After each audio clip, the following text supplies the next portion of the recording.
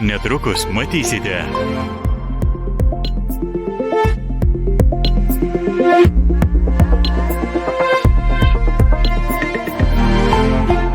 Likite su LRT. Seimui svarstant dėl Kapčiamiesčio poligono, laidoje pokalbis su Valdo Adamkaus aplinkosaugos premijos laureate Lina Paškevičiūte. Pasaulis stebi įtampą artimuosiuose rytuose, koks Pakistano vaidmuo Jungtinių valstijų ir Irano derybose dėl taikos. Sparčiai skaitmenizuojant viešasias paslaugas, valstybės kontrolės atliktas auditas rodo, dalis vyresnio amžiaus žmonių lieka užribyje. Laida Labadiena Lietuva nuo 14 valandos.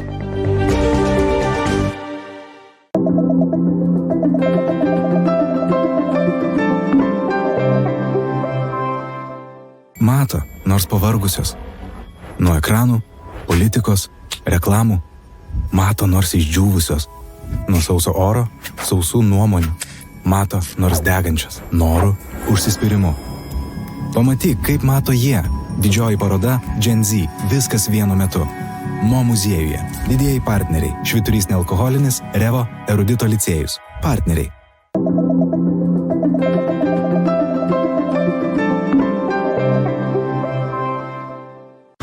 Varėkoje margas vandens pasaulis. Yra amuriukai, kurie minta žolėm, vadina dar vandens karvėmis. Tvenkinio atgimimas, įžuvinimas.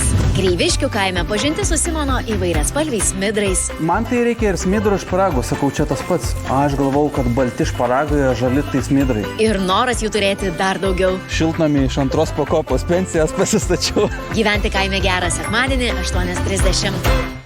Šiokiadieniais įtraukiantys detektyviniai serialai. 9 val. Alpių detektyvai. 9:45 Provincijos komisarė. 10:35 Advokatų kontora. 11:25 Berlyno policija. Spręskite detektyvinės bylas. Šiokiadieniais per LRT televiziją. Konkursas, kuriame mažos svajonės išsipildo didžiojoje scenoje.